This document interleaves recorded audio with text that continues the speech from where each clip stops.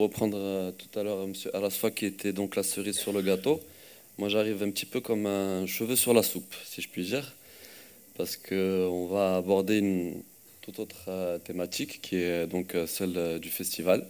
Je remercie vivement tous les membres du bureau de la SMN pour cette invitation, à nous donner la parole, pour parler donc de notre événement, qui comme vous le comprendrez, il a une relation directe entre la gastronomie et l'alimentation et la nutrition, bien évidemment. Mais ça va encore un peu plus loin parce que je vais vous expliquer comment ce festival a évolué au fur et à mesure du temps. On est en train de préparer la quatrième édition et donc il a pris une tournure voilà, donc, qui fait qu'il s'oriente de plus en plus sur le domaine de la santé. Donc je vais vous faire passer très brièvement sur les éditions précédentes pour vous expliquer un petit peu l'évolution du festival. Puis on va se focaliser sur la dernière édition qui a été entièrement dédiée à la gastronomie et à la santé. Enfin vous annoncer les dates de la prochaine édition. Donc ce festival qu'on a intitulé Festival de Fès de diplomatie culinaire, il a pour vocation de donner la parole en fait, à l'échange culturel, l'échange entre les cultures à travers la gastronomie. C'est un concept qui existe depuis la nuit des temps. La table est très fédératrice. La gastronomie fait partie, et une partie majoritaire du patrimoine culturel de chaque nation. Et chaque nation est extrêmement attachée à sa gastronomie.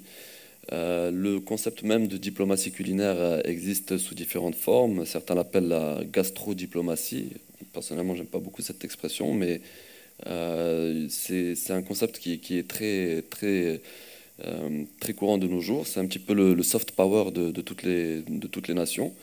Et il y en a qui s'y adonnent plus que d'autres, comme la France, où on a beaucoup plus l'habitude justement de l'influence française dans la gastronomie, mais aussi des nouveaux pays comme le Pérou, par exemple, qui s'est classé avec un travail de plus de 30 ans, a réussi aujourd'hui à se classer parmi les 5 meilleures gastronomies du monde selon tous les concours, tous les classements. Donc notre festival avait pour vocation au départ, enfin toujours, de mettre justement en communication ces différentes cultures à travers l'art de la gastronomie. La première édition a eu lieu en 2016. On a reçu plus de 2000 festivaliers. On organise des concerts, des conférences, des expositions, des projections de films, mais aussi bien sûr des dîners gastronomiques.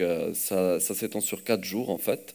Les 3 premiers jours, il y a tous les soirs un dîner gastronomique qui fait rencontrer le Maroc dans une de ses traditions, c'est-à-dire arabo-andalouse, amazigh ou hébraïque, avec un autre pays. Et donc il y a un échange tant au niveau de la cuisine elle-même, c'est-à-dire en coulisses, les chefs qui travaillent ensemble, et ça peut donner lieu à des chocs culturels ou bien au contraire des solutions. Et il y a un échange aussi pendant les dîners eux-mêmes, puisque c'est des dîners débats, durant lesquels on parle donc de thèmes d'actualité. Et la diplomatie prend sens aussi dans le fait que c'est la table, on se réunit autour d'une même table, et ce qui est propice au dialogue et à l'échange d'informations. Il est aussi marqué par un événement assez important le quatrième jour qu'on organise qui s'appelle le déjeuner des 1000 convives. Ça se passe dans la province de Sfro ça rassemble donc plus de 1000 personnes et c'est aussi l'occasion de mettre en place une exposition des produits du terroir où on en reçoit plus de 200 exposants qui ont tous leurs fiches techniques explicatives des vertus de leurs produits. Et au fur et à mesure, cette importance qu'on a accordée aux produits du terroir s'est accentuée par le temps et a donné une dimension justement avec en mettant en interaction les chefs, les petits producteurs du terroir et certains experts.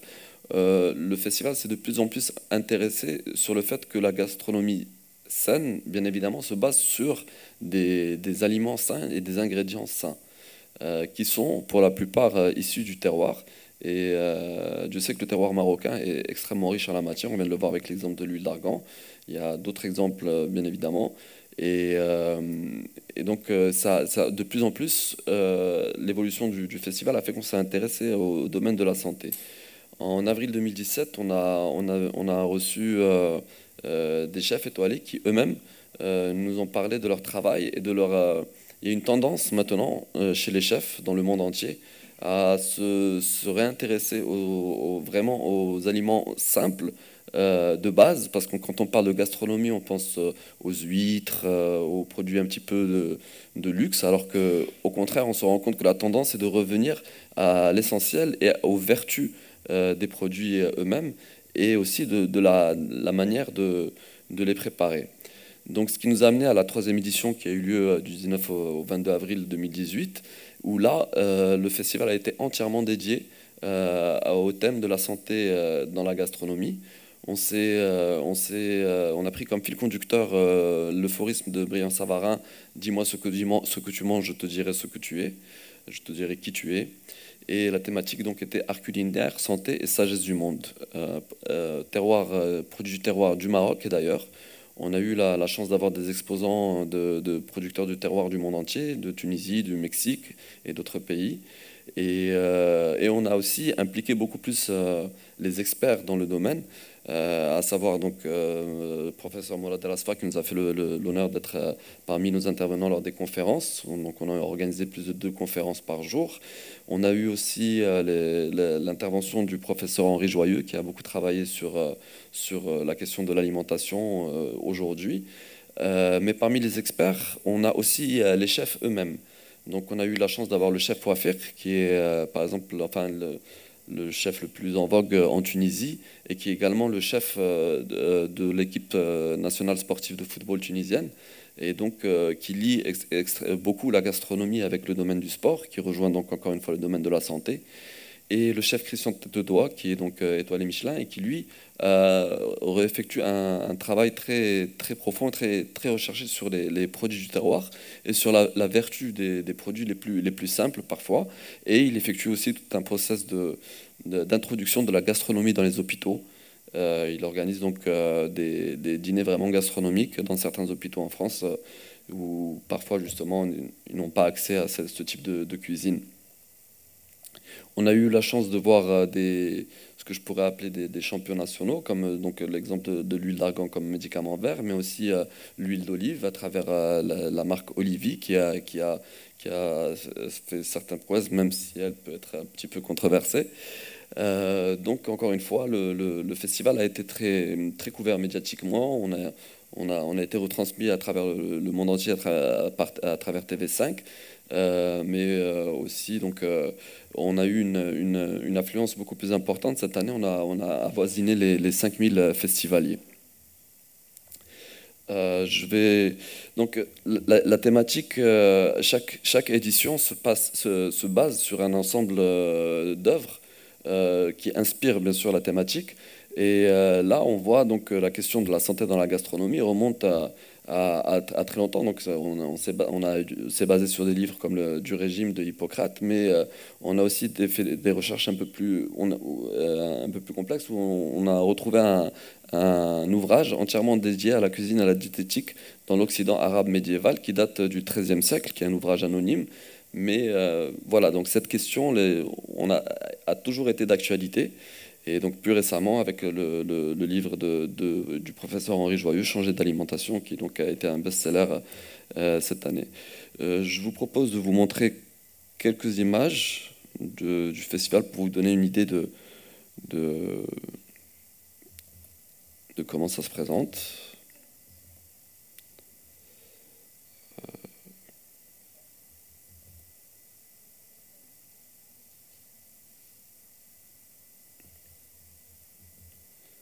Donc, pas le son. Non. Donc, pendant tout le festival, il y a sur le lieu du festival, comme on peut le voir là déjà, des expositions des produits du terroir du Maroc, mais aussi d'autres pays. Donc, vraiment, cette dernière édition était entièrement axée sur la cuisine saine et sur les vertus thérapeutiques des ingrédients qu'on peut utiliser. On va passer ça assez rapidement. Ensuite, donc là, on voit justement les conférences. On donne autant la parole aux producteurs, aux chefs, aux experts, à des représentants des différentes ambassades. Et le soir, comme vous pouvez le voir, voilà, donc c'est un dîner gastronomique qui se présente. La norme gastronomique veut que ce soit un menu compris entre 5 jusqu'à 9 plats. Nous, on s'est basé sur un menu de 7 plats par personne, et donc qui est servi à table. Et pendant le dîner, il y a des prises de parole, autant des chefs que des experts, qui nous expliquent les méthodes de préparation et de cuisson. Par exemple, on a eu la prise de parole de l'écrivaine et journaliste Christine Joyeux, qui a beaucoup travaillé sur la cuisine, la méthode de cuisson à la vapeur douce, qui est vraiment la méthode qu'elle préconise aujourd'hui, car elle permet de conserver au mieux les vertus thérapeutiques de chacun des aliments. Et donc, c'est une des méthodes ancestrales marocaines de cuisson, mais parfois pas utilisée à son meilleur avantage, car car au Maroc, comme on laisse cuire les aliments très très longtemps, et ça peut parfois ne pas être avantageux. Voilà, donc c'est l'occasion d'exposer des produits qui sont phares. Les conférences étaient entièrement dédiées au thème de la santé dans la gastronomie, comme je vous ai dit, avec plusieurs visions. Des experts, des chefs, des diplomates qui parfois nous parlent des expériences qui sont menées au sein de leur pays, comme le Mexique, avec toute cette réattribution. On a fait un voyage intéressant où on a réétudié le voyage du cactus qui part du Mexique et qui est arrivé jusqu'au Maghreb. Et aujourd'hui, au Maghreb, on en fait des utilisations qui ne sont même pas reconnues au Mexique, comme la production de l'huile de figue de Barbarie qu'on fait au Maroc et qui est tellement réputée à l'international. Et donc c'est un savoir-faire qui repart. Donc un arbre qui arrive et un savoir-faire qui repart du Maroc. Donc cet échange interculturel est très important. Voilà, donc c'est un petit peu une plateforme qui met en scène les différents acteurs dans le domaine de la gastronomie et complètement orienté sur la thématique de la santé. Car on le sait aujourd'hui, on voit bien l'engouement qu'il y a au niveau international pour les produits bio, pour les agricultures écologiques. Donc tout ce système d'alimentation est ce qui est prôné aujourd'hui par les chefs les plus réputés. Comme le chef Christian Tête-Doigt qu'on voit sur l'image en haut à droite. Dans son restaurant maintenant, on commence à parler de cuisine minimaliste, où vraiment on prépare un ingrédient, c'est lui qui est la base de tout. On n'est plus dans le folklore ou bien vraiment dans les plats qui sont dressés de manière la plus compliquée avec les ingrédients les plus compliqués. Au contraire, on s'intéresse vraiment essentiellement aux vertus thérapeutiques de chaque aliment et de chaque ingrédient. Pour la 4e édition du festival, elle aura lieu bientôt. Ce sera le 6 et le 7 avril 2019 à Fès, Inch'Allah. Et vous y êtes tous vivement conviés. Les prémices du thème sont justement maintenant où on s'est complètement orienté sur... on garde la dimension diplomatique du festival, bien évidemment, mais on s'oriente plus précisément sur la santé. Et la thématique de cette 4e édition sera la question de manger sain avec peu. Car justement, on croit qu'il y a une recrudescence d'intérêt pour l'alimentation saine, et alors que on se rend compte que les produits bio, qui sont censés être les plus simples possibles, sont ceux qui sont le plus chers. Donc il y a tout un mouvement qui se crée et parmi les plus grands chefs qui militent pour que justement le fait de manger sainement doit coûter le moins cher en réalité. Et pour terminer, je citerai donc Paul Bocuse, qui est un petit peu le maître dans la démocratisation de la haute gastronomie. Donc la grande cuisine, ça peut être une dinde bouillie, une langouste, encore faut-il en avoir une sous la main, une langouste cuite au dernier moment, une salade cueillie dans le jardin et assaisonnée à la dernière minute. Donc c'est un des pionniers de la gastronomie française qui casse un petit peu le mythe en expliquant que justement une cuisine gastronomique saine se base sur des ingrédients sains qui sont à la portée de tout le monde et qui justement sont loin du mythe de la gastronomie de luxe dont on a toujours l'impression qu'il s'agit quand on parle de gastronomie. Voilà, je vous remercie pour votre intérêt.